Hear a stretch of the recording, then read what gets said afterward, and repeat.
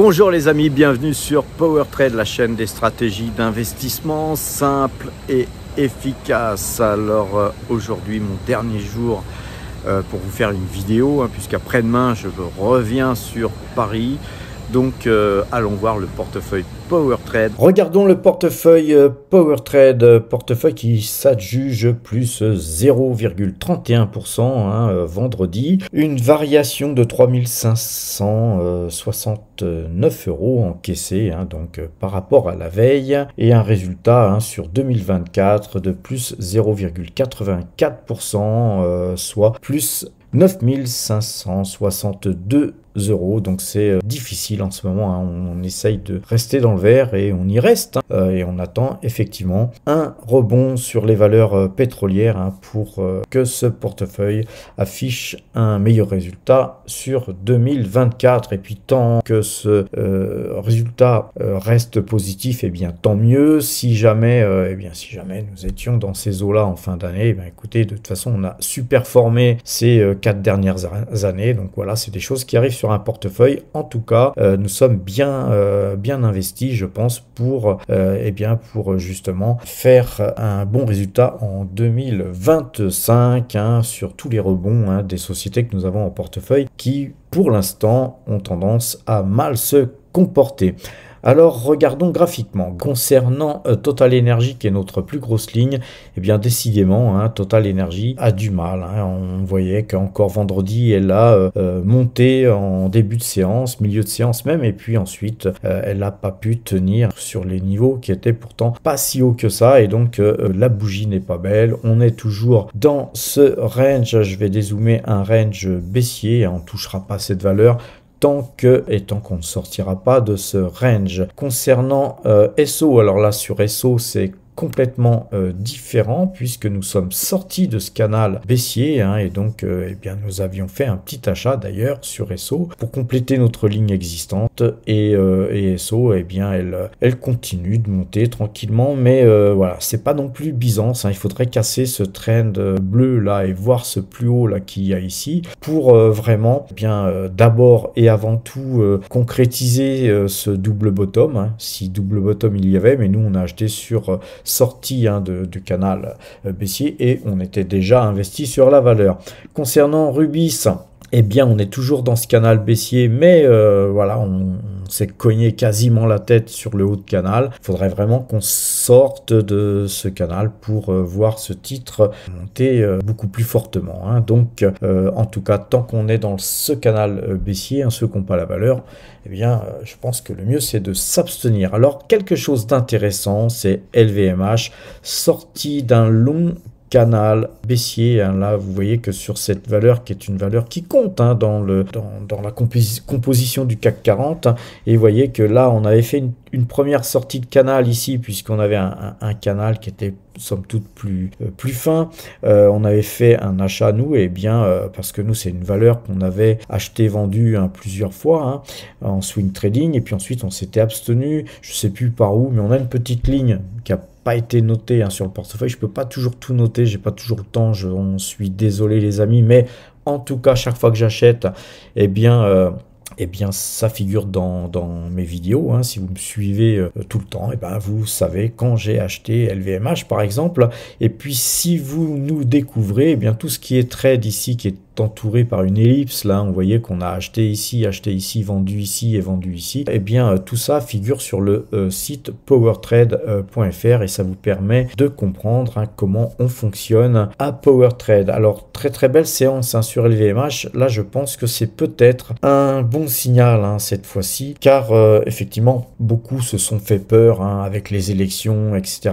Bon, vous voyez, moi ça fait 45 ans que j'investis, donc des cracks, moi je les ai vécus depuis 1987, je les ai tous vécu, et donc tout ça m'impressionne peu. Je pense que c'est souvent dans les périodes où tout le monde a peur que justement on fait les meilleurs achats et qu'on a les meilleures opportunités. La dernière opportunité en date, c'était le Covid, les amis, rappelez-vous, quand tout le monde était super négatif, nous à PowerTrade, on achetait tout ce qu'on pouvait. Alors sur L'Oréal, on a le même type de signal d'achat, hein, bien qu'on n'est pas dans un canal baissier similaire à LVMH, mais là on a la moyenne 2 jours, 12 jours ce qui a croisé, et puis là on était sur une zone là, sur ce trend jaune là, dont je vous disais que si nous cassions encore une fois ce trend jaune, et bien ça aurait été plutôt sur les 300, 304 euros qu'il fallait garder du cash pour refaire feu sur cette zone là, et là franchement, j'aurais plutôt mis beaucoup plus d'argent, bien sûr, ainsi que sur les 265, 270 euros. Hein. Donc, bien visiblement, hein, moi, j'avais gardé du cash, hein, pourquoi pas, pour aller acheter ici et ici, sur rebond moyenne 2 jours, 12 jours. Visiblement, on n'ira certainement pas voir ces zones, hein, mais il faut toujours prévoir parce que, les amis, on ne sait jamais. Alors, on a une valeur qui monte fortement aussi. Aujourd'hui, c'est Verallia, mais rien de super bullish. Hein. On n'a même pas de croisement de moyenne mobile 2 jours, 12 jours. Donc, sur Verallia, on restera prudent. Nous, on a une petite ligne. On la conservera. Alors, voilà, je ne vais pas vous faire toutes les valeurs, hein, mais on a beaucoup de valeurs dans le vert. On a aussi là beaucoup de valeurs dans le rouge. Hein. On va surtout voir les valeurs qui sont dans le vert, où il y a des signaux, où il y a des choses à faire.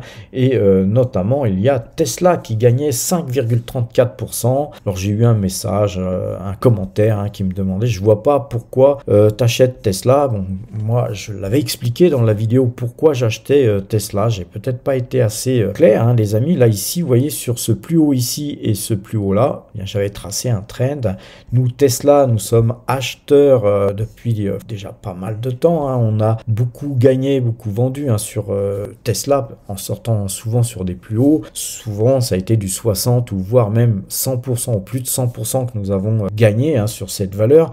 Et puis je vous le disais encore récemment, sur Tesla, on ne rentre pas pour faire 5 ou 10%, on rentre pour faire voilà, du 60 ou 100%, voire plus. Et bien là, nous sommes acheteurs à 168, 66, 190, 245, 219. On a une petite moyenne qui nous situe, hein, j'ai même pas fait les calculs, hein, mais je pense qu'on est sur les 200 $, hein, les amis, voire peut-être moins. Et puis là, on a eu une occasion puisque ce trend ayant été cassé, donc on va zoomer, les amis, on zoome et on voit que, vous voyez, ce trend, il a été cassé. Alors, pour beaucoup de gens, une ATH ou un trend comme ça, c'est un point haut sur lequel on vend. Et bien, à Power Trade, quand on casse ce point haut, pour nous, c'est pas du tout là où on vend, c'est plutôt là où on rachète encore. Et voilà, donc on a racheté du Tesla à 372,92. Et vous voyez, le lendemain, eh bien, nous, vendredi, hein, nous avions clôturé à 389,22. Donc, voilà, très très bel achat encore ici. Et sans compter les très beaux achats que nous avions fait ici. Donc on conserve bien sûr la valeur. N'oubliez pas les amis, il y a Trump, il y a aussi bien sûr Musk qui vont très certainement être sur le devant de la scène. Et avec Trump président, je pense que Tesla, comme le Bitcoin, eh bien c'est des supports sur lesquels on peut investir les amis. Donc ceci dit, soyez prudents, mais voilà, Tesla, on a confiance, c'est une belle valeur, ils font des bons produits, je pense que c'est une valeur d'avenir. On reste investi. Alors après, on a Google, hein, pour terminer, qui était en croisement de moyenne mobile 2 jours, 12 jours ici à l'achat. On est dans un range haussier. Vous voyez que sur Alphabet, hein, devrais-je dire, eh bien, vous voyez qu'on a des canaux qui sont haussiers, ensuite des canaux qui sont baissiers, et puis ensuite canaux haussiers. Hein. C'est une valeur qui se prête à faire du swing trading. Et bien là, nous sommes dans une phase haussière, sans compter qu'Alphabet, à présent, elle distribue un dividende qui, je pense, va grossir d'année en année. Alphabet est une valeur qui rachète ses actions. Donc, eh bien, forcément, au contraire des valeurs qui augmentent leur capital, eh bien, quand vous êtes actionnaire d'Alphabet, eh bien, vous avez de plus en plus ce gâteau qui se réduit en termes de nombre d'actionnaires. Et puis, avec la croissance de l'entreprise et les bénéfices qui sont en croissance, ce qui fait que votre action a de plus en plus de dividendes distribuables. Et c'est ça qu'on aime à Power Trade. Hein. On ne fait pas que du swing trading, on fait aussi du long terme. Et Alphabet commence à être à l'image de Total Energy, une valeur qui va certainement pour nous rester en fond de portefeuille, même si de temps en temps en swing trading on allégera une partie de cette position qu'on a sur Alphabet, mais pour l'instant on est plutôt sur la construction de cette ligne qui est encore petite chez nous, hein. On va aller voir sur le portefeuille PowerTrade, hein, vous voyez que Alphabet, ça représente 2,70% de l'ensemble de notre portefeuille en termes d'allocation d'actifs, et donc valeur, hein, qui pourrait aisément monter jusqu'à 5%, pourquoi pas, à l'image, hein, à peu près de Pernod Ricard ou de GTT, hein. Je pense que c'est une valeur qui mérite bien sûr de figurer en peloton de tête de notre portefeuille, mais on a une autre valeur, hein, qui est Microsoft, qui est en termes d'allocation d'actifs très faible dans notre portefeuille, mais qui sera certainement condamné à monter. Un Microsoft et Alphabet sont deux lignes que nous souhaitons bien sûr voir arriver en tête de notre portefeuille en termes d'allocation d'actifs. Donc voilà, on a eu des belles hausses, hein, sur Alibaba et puis d'autres valeurs, mais là voilà, on va pas regarder ce portefeuille plus longtemps. On va regarder par contre sur Morning avant de nous quitter, et on voit que nous, ce qu'on cherche à faire, hein, c'est faire du swing trading, mais faire en sorte que notre rendement annuel, hein, tourne autour des 5%, et si possible même un peu plus que 5%, mais là actuellement on a beaucoup de cash. Vous voyez qu'on va aller voir à la fin de ce portefeuille, hein, vous voyez qu'on a en termes de cash, hein, on l'a vu d'ailleurs sur le portefeuille que je vous ai montré tout à l'heure, 153 430 € de cash. Donc c'est effectivement une grosse poche de cash, mais vous voyez que nous avons beaucoup modifié. On était beaucoup en France, mais depuis environ 12 mois, petit à petit, notre portefeuille s'est décentré vers des valeurs US. Hein. Vous voyez qu'on est à 8% aux États-Unis, on est à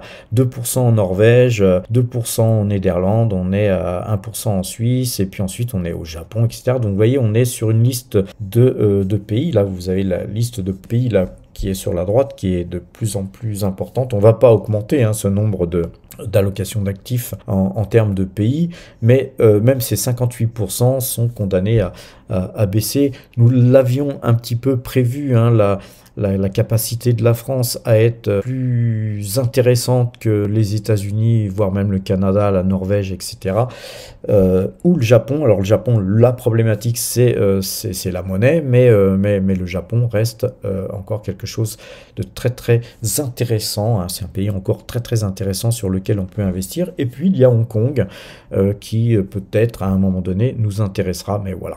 Pour l'instant, on est plutôt sur Taïwan avec Taiwan Semiconductor. Donc voilà, en termes de devises, hein, c'est pareil, on est à 60% en euros, et puis on est à 10% en dollars, et puis après on a quelques mixtes de monnaie qui nous ont permis, hein, de diminuer notre exposition sur l'euro. Les amis, ce que je vous encourage à faire, hein, c'est de diversifier en termes de monnaie, car il se pourrait que l'euro, si jamais le couple franco-allemand bien explosait, ne pouvait plus tirer la croissance en Europe, eh bien, il se pourrait que l'euro se pétasse la gueulasse. Alors voilà, les amis, je pense vous avoir un petit peu tout dit sur le portefeuille. Je vais un petit peu écourter, car je me prépare à rentrer en France, hein, et donc long voyage. Je vais vous souhaiter donc un excellent week-end. Portez-vous bien et à lundi.